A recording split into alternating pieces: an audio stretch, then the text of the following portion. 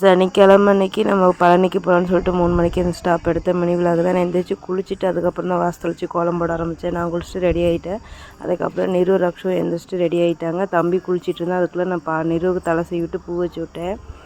நாளே நம்ம எல்லாம் மாலை சுற்றியிருந்தோங்களா, முல்லைப்பூவில் மாலை சுற்றி நிருவுக்கு வந்து இந்த மாதிரி பூ வச்சுட்டு, ரக்ஸுக்கு வந்துட்டு ஒரு பன்னீர் ரோஸ் நம்ம வீட்டில் பூத்துருந்துச்சு அதையும் வச்சு பூ வச்சுட்டு நானும் வச்சுட்டு கிளம்பிட்டோம். அதில் பவர் பேங்கு சார்ஜர் ஒயர் எல்லாமே எடுத்துகிட்டோம். அக்கா வந்து 1.5 கிலோ ட்ரெயின் ஏறிட்டு நாங்கள் அதுக்குள்ளே ஃபன் பண்ணிவிட்டு சிரிச்சிட்டு போகலான்னு சொல்லிட்டு டீ காஃபிலாம் குடிச்சிட்டோம்.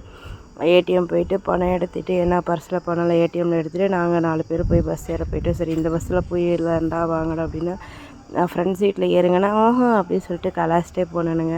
சரி ஓகே முதல்ல ஏறி போய் உட்காருங்கடா அப்படின்னு சொன்னேன். போனோடனே பெரியவன் சின்னவன் தம்பி 3 பேருமே ஏறினாங்க. பின்னாடி நான் ஏறினேன். போயிட்டு நானும் தம்பி ஒரு சீட்டில், பெரியவனும் சின்னவனும் ஒரு சீட்டில் உட்காந்துட்டாங்க. எல்லாம் ஃபன் பண்ணிவிட்டு சிரிச்சிட்டு இருந்தோம். அவங்க தாராபுரம் போகிற வரைக்கும் நல்லா தூங்கினாங்க. தம்பி பழனி போகிற வரைக்குமே தூங்கிட்டு இருந்தான்.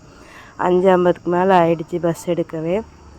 அதுக்கப்புறம் அக்கா கால் பண்ணிவிட்டு நான் வந்துட்டேன்டா அப்படின்னாங்க. சரின்னு போயிட்டு சாமி கும்பிடலான்னு சொல்லிட்டு உள்ள போகும்போது சிவலிங்கா பூ பாருங்க மரத்தில் இருந்துச்சு. எனக்கு செம்ம ஷாக்கு. ஃபஸ்ட் டைம் இதான் நான் வந்து சிவலிங்கா பூ பார்த்துருக்கேன். எத்தனை பேர் பார்த்துருக்கீங்கன்னு சொல்லிட்டு கமெண்ட் பண்ணுங்கள். அதுக்கப்புறம் அக்கா காவடி எடுக்கிறதுக்கெல்லாம் ஏற்பாடு பண்ணிவிட்டு காவடி எடுத்து வச்சு எங்கள் மாமா மிஸ்ஸிங். அப்புறம் எங்கள் மாமா பார்த்து கண்டுபிடிச்சி கூட்டிகிட்டு வந்துட்டு அதுக்கப்புறம் ஏறுங்கடா மலைன்னு சொல்லிட்டு